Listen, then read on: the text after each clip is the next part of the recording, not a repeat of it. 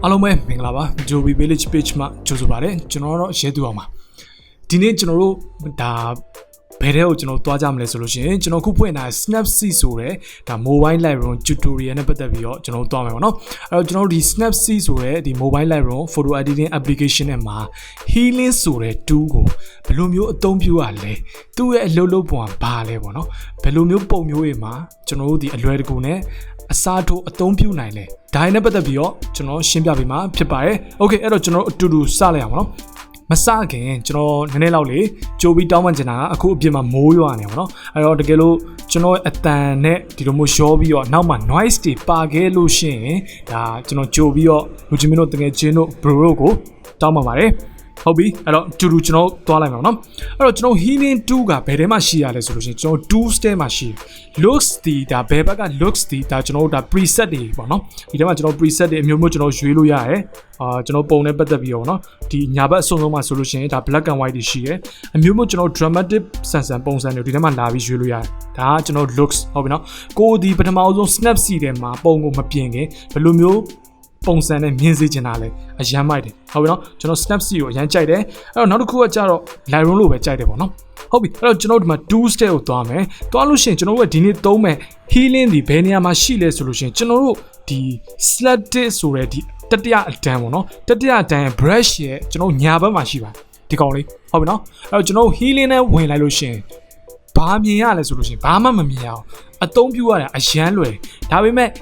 3တက်မှသူကအဆင်ပြေတယ်ပေါ့နော်အဲ့တော့3တက်ဖို့ကလည်းကျွန်တော်ဘာမှခက်ခက်တခုမှမရှိဘူးဒီကျွန်တော်ဒီနေ့ပြောမယ့်အရာလေးတွေကိုသိလို့ရှိရင်ဒါအဆင်ပြေပေါ့နော်အဲ့တော့လူကြီးမင်းက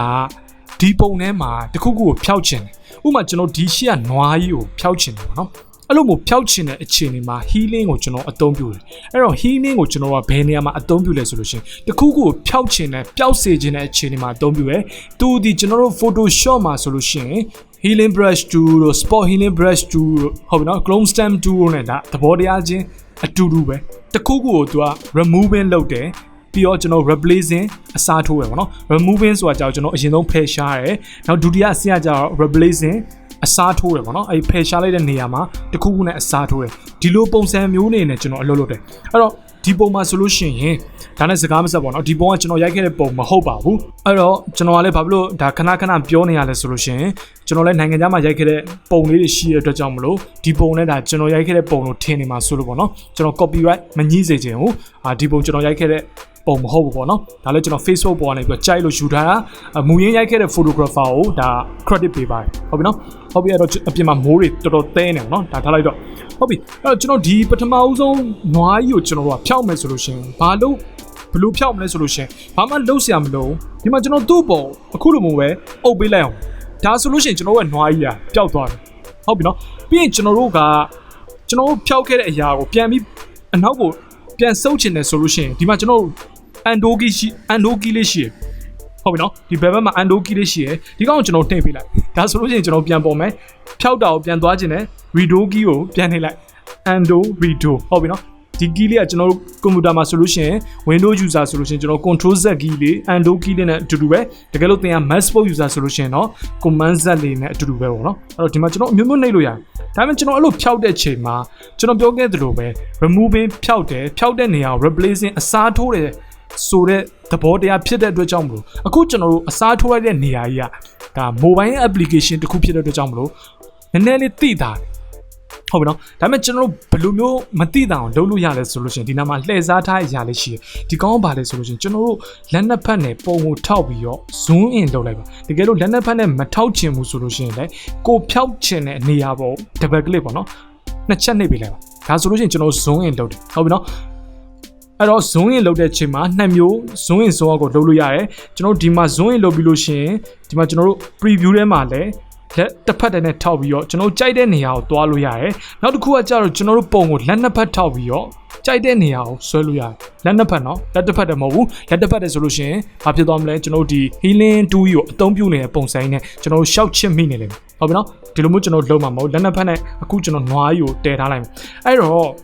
ဒီကောင်ကဘယ်လိုအလုပ်လုပ်လဲဆိုလို့ရှိရင်ကျွန်တော်ခဏရှေ့မှာပြောခဲ့သလိုပဲ removing ဖယ်ရှားတယ် replacing အစားထိုးတယ်အဲ့လိုအစားထိုးတဲ့အချိန်မှာသူ့ဘေးနားမှာအနီးဆုံးရှိနေတဲ့ pixel တွေကိုပေါ့နော်ဟို replacing အစားထိုးလိုက်တာဒီအတွက်ကြောင့်မလို့ကျွန်တော်ကသူ့ကို zoom ကိုပေါ့နော်ရုပ်တိရှိတဲ့ပုံစံမျိုးအစားထိုးအောင်လို့ဆွဲပေးလို့ရတယ်ပြောချင်တာဒီမှာဆိုလို့ရှိရင်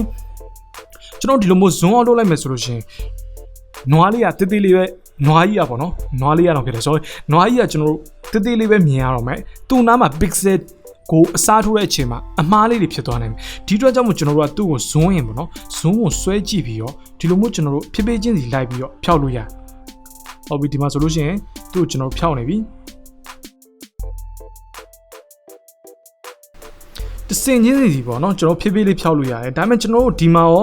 ာတိတာလားဆိုတော့ဒါနည်းနည်းတိတာနေပေါ့နော်အဲ့တော့လူချင်းမင်းတို့ဒီမှာတစင်ချင်းစီကိုကိုယ့်ဘာသာကိုစိတ်ရှည်လက်ရှည်နဲ့ဖျောက်လို့ရတယ်ဟုတ်ပြီနော်အဲ့တော့ကျွန်တော်ဒီနေ့မှာပြောချင်တာကိုယ်ဒီတစ်ခုကိုဖျောက်ချင်တယ်ဆိုလို့ရှိရင်ပုံကိုဇွန်းရင်လောက်ပါအရင်တည်းမနီးသွားစေခြင်းကိုအရင်တည်းမဝေးသွားစေခြင်းကိုဖျောက်ချင်တဲ့ area ပုံမူတည်ပြီးတော့ဇွန်းလေးကိုတင်းရောတဲ့ဒီပမာဏလောက်ကိုကျွန်တော်ဆွဲပေးပါနော်အခုဆိုလို့ရှိရင်ထားလိုက်တော့ကျွန်တော်ဒီမှာမှားသွားပြီကျွန်တော်လက်တစ်ဖက်တည်းထောက်ပြီးတော့healing 2ကိုအသုံးပြုလိုက်တဲ့ပုံစံဖြစ်သွားပြီပေါ့နော်အဲ့တော့ကျွန်တော်ဒီမှာဆိုလို့ရှိရင်ဒီခြုံပုံလေးကိုကျွန်တော်ဖျောက်ချင်တယ်ဒီလိုမျိုးကျွန်တော်တို့ zoom ဆွဲပြီးတော့တခါလေးဖျောက်လို့မရဘူးလားဆိုရတယ်အဲ့လိုမျိုးကျွန်တော်ဖျောက်လိုက်လို့ရှိရင်အခုလိုမျိုးကျွန်တော်ဘေးနားကဒီသူ့ရဲ့ညာဘက်မှာရှိတဲ့ဒီအိမ်လေးနှစ်အိမ်နဲ့တွားပြီးတော့ pixel ဒီအစားထိုးတဲ့သဘောတရားနဲ့အလုံးလုံးတဲ့အတွက်ကြောင့်မလို့ညှိသွားနိုင်အဲ့လိုမျိုးကျွန်တော်ကညှိမှာဆိုလို့ trick ပေါ့နော်ကျွန်တော်ဒီနေရာမှာလှည့်စားထားပြီးတော့အလုံးလုံးလို့ရတယ်ကျွန်တော်က editing scale ကိုနောက်ထပ် next level တစ်ခုကိုတွားလို့ရတယ်အခုကျွန်တော်ပြသလိုမျိုး zoom in လုပ်ပြီးတော့ဒီမှာပေါ့နော်ဖြစ်ဖြစ်ချင်းစီကျွန်တော်ကဆွဲလို့ရတယ်တခြားအိမ်လေးကိုမညှိအောင်ဟုတ်ပြီနော်ဒါကျွန်တော်တို့ဒီနေ့အသုံးပြုတဲ့ healing 2ရဲ့အလုံးလုံးပုံသဘောတရားပါပဲအဲ့တော့ဒီနေရာမှာ healing 2ဒီဘာမှမခက်ဘူးတခုခုကိုဖျောက်ချင်တဲ့နေရာကို remove ပေါ့နော်ဖျောက်ချင်တဲ့နေရာလေးကိုကျွန်တော်တို့ထောက်လိုက်တယ်ပြီးရင်ကျွန်တော် replacing အစားထိုးမယ်ဒါပေမဲ့ replacing အစားထိုးတဲ့အချိန်မှာဒါနည်းနည်းလေး zoom in zoom ကိုအနီးကပ်ဆွဲပြီးတော့ zoom in လုပ်ပြီးတော့လည်းကောင်း zoom ကိုကျွန်တော်တို့အဝေးပြန်ပြီးတော့ short ကြည့်ပြီးတော့ zoom out လုပ်တဲ့အနေထားတော့လည်းကောင်းကျွန်တော်တို့ဖျောက်ချင်တဲ့ပစ္စည်းကိုရုပ်တည်ရှိအောင်လို့ဒီ mobile Lightroom application ဖြစ်တဲ့ Snapseed ထဲမှာဒီ healing brush 2ကိုအသုံးပြုတဲ့အခါလာကစားလို့ရတယ်ဟုတ်ပြီနော်အဲ့တော့ healing brush 2ကိုအသုံးပြုတဲ့အချိန်မှာဘယ်ဟာရေးကြည့်တော့ကျန်တာတွေသူ့မှာဘာမှ2မှာရှုပ်ချက်ခက်နေတခုမှမရှိဘူး zoom in zoom out လုပ်ပေါ့အဲ့တော့ zoom in zoom out လုပ်တဲ့အချိန်မှာကျွန်တော်ပြန်ပြောပြမယ်ဒီမှာကျွန်တော်တို့ double click ခောက်ပြီးတော့လဲပုံကိုကျွန်တော်တို့ကမူရင်းရှိတဲ့အနေထားကိုထားလို့ရတယ်ပြီးတော့ကျွန်တော်ဖျောက်ချင်တဲ့နေရာပေါ် double click ထောက်ပြီးတော့လဲဒီမှာကျွန်တော် preview အတိုင်းရွှေ့လို့ရတယ်ဒါပထမတစ်နည်းဟုတ်ပြီနော်ဘယ်ဘက်အောက်တော့ preview နဲ့ရွှေ့တာနောက်တစ်ခုကကြတော့ဒီမှာကျွန်တော်လက်နှစ်ဖက်နဲ့ထောက်ပြီးတော့ကြိုက်တဲ့နေရာကိုကျွန်တော်ပြောင်းလို့ရတယ်ဟုတ်ပြီနော်ဒါသူ့ရဲ့ trick တွေပေါ့နော်ဟို Snapseed ထဲမှာအသုံးပြုလို့ရတဲ့ကိုယ့်ရဲ့ editing scale ကိုမြင့်စေမယ် next step ပဲဖြစ်ပါတယ်အဲ့တော့ဟုတ်ပြီကျွန်တော်ဒီမှာဆိုလို့ရှိရင်သူ့ကိုကျွန်တော်တို့အခုဖျောက်ပြီးတဲ့အချိန်မှာ before after ကိုအခုလိုတွေ့နေရတယ် okay အဲ့တော့ကျွန်တော်နောက်တစ်ပုံကိုမြန်မြန်သွားလိုက်မယ်ပေါ့နော်နောက်တစ်ပုံမှာကျွန်တော်ကြည့်မှုအတွက်ဒီ skin retouch လေးကိုကျွန်တော်သုံးထားရပါတော့ skin retouch အနေနဲ့အသုံးပြုလို့ရတဲ့နမူနာပြမဲ့ပုံတစ်ပုံကျွန်တော်အသုံးပြုထားတယ်အဲ့တော့ဒီပုံနဲ့ပတ်သက်ပြီးကျွန်တော်ပြောချင်တာကဒါကျွန်တော်ရိုက်တဲ့ပုံမဟုတ်ဘူးဒါလူကြီးမင်းတို့လည်းရှာလို့ရတယ် Google မှာဒီ skin portrait with blemishes ဆိုပြီးတော့ကျွန်တော်စလုံးရိုက်ထည့်ကြည့်လို့ရှိရင်ဒီလိုမျိုးကျွန်တော်မှဲကြောက်တင်းတိတ်တွေနဲ့ model ပုံတွေကြာလာလိမ့်မယ်ဒီလိုပဲကျွန်တော်လည်းလူကြီးမင်းတို့ကိုရှင်းပြခြင်းတဲ့အတွက်ကြောင့်မလို့ဆွဲထားခြင်းဖြစ်ပါတယ် okay အဲ့တော့ကျွန်တော်ဒီပုံမှာအမြန်ပြမယ်ပေါ့နော်အဲ့တော့ကျွန်တော်ဒီ web channel ကိုဖျောက်မယ်ဆိုလို့ရှိရင်ဘာဖြစ်လဲဆိုတော့ဒီမှာကျွန်တော်ညှိသွားနိုင်ဟုတ်ပြီနော်ကျွန်တော်ပထမပုံမှာပြောခဲ့သလိုပဲအဲ့တော့ကျွန်တော်ကမညှိစေခြင်းဘူးအမြန်မယ်ဒီမှာကျွန်တော်လက်နှစ်ဖက်နဲ့ဆွဲနေရနော်ကျွန်တော်အခုလက်နှစ်ဖက်နဲ့ zoom ဆွဲတယ်လက်နှစ်ဖက်နဲ့ zoom out လုပ်တယ် zoom in လုပ်တယ်ပြီးကျွန်တော်ဒီမှာဖျောက်ချင်တဲ့ web channel တွေပေါ့ထောက်ပေးလိုက်โอเคเนาะပြီးလက်နှစ်ဖက်နဲ့ဆွဲတယ်လွယ်လွယ်လေးပဲเนาะကျွန်တော်ဘာမှမခက်ဘူးဒါလူချင်းတို့တကယ်ချင်းတို့သဘောပေါက်မှန်နဲ့တူတယ်ဗောနော်အဲ့တော့ကိုကထားလိုက်ပါတော့ဖုန်းနဲ့ selfie ဆွဲရပဲဖြစ်ဖြစ်ဒါမှမဟုတ်ကျွန်တော်တို့ရဲ့ကောင်မလေးကိုဗောနော်ဒီမှာဆိုလို့ရှိရင်ကျွန်တော်မှားသွားတယ်အဲ့ဒီတော့ကျွန်တော်ဒီမှာဘယ်ဘက်ကundo key လေးကိုပြန်နှိပ်လိုက်တယ်နှိပ်ပြီးတော့ကျွန်တော် zoom in လုပ်မယ် zoom in လုပ်ပြီးကျွန်တော်ဖြည်းဖြည်းချင်းဆွဲလို့ရတယ်ပျောက်သွားပြီဟုတ်ပြီနော်သူ့ကိုကျွန်တော်ဒီလိုမျိုးကစားလို့ရတယ် okay ကျွန်တော်ဒီမှာလက်တစ်ဖက်တည်းနဲ့ဆွဲမိသလိုဖြစ်သွားပြီကိုယ့်ရဲ့ brightness နဲ့ဆိုင်တယ်ဗောနော်ဟုတ်ပြီဒီမှာတစ်ခုဖြောက်မယ်အဲ့တော့ခုနစကားကိုပြန်ပြောမယ်ဆိုလို့ရှိရင်ကိုဒီ selfie ဆွဲတဲ့အချိန်မှာ web channel လေးပါနေရပဲဖြစ်ဖြစ်ဒါမှမဟုတ်ကိုယ့်ရဲ့ girlfriend ကိုဒီ camera မဝယ်နိုင်တဲ့အချိန်မှာ mobile နဲ့ရိုက်ပေးလို့ web channel လေးတွေဒါမှမဟုတ်မျက်နှာပေါ်ကအမဲဆက်လေးတွေ girlfriend တော်လကောင်ကိုယ့်ရဲ့ main ကလေးတငယ်ချင်းတော်လကောင်ပေါ့နော်ကျွန်တော်အမျိုးမျိုးပေါ့နော်အဲ့လိုမျိုး လက်ကမြင်ထားတဲ့ပုံတွေမှာအစွမ်းပြခြင်းလို့ပဲဖြစ်ဖြစ်ကျွန်တော်ဒီထဲမှာ healing brush tool ကိုလာပြီးအသုံးပြုလို့ရပါတယ်ဟုတ်ပြီနော်အခုကျွန်တော်တို့ဒီမှာ double click ခောက်ပြီးတော့ zoom out ပြန်လုပ်လိုက်မယ်ဆိုလို့ရှိရင်အခုလိုမူရင်းခြေတွေကိုပြန်မြင်ရတယ်အဲ့တော့လူချင်းမင်းတို့တကယ်ချင်းတို့ဒီမှာ healing tool ကိုအသုံးမပြုရတဲ့ပုံကိုဒီမှာကျွန်တော် before ပေါ့နော် before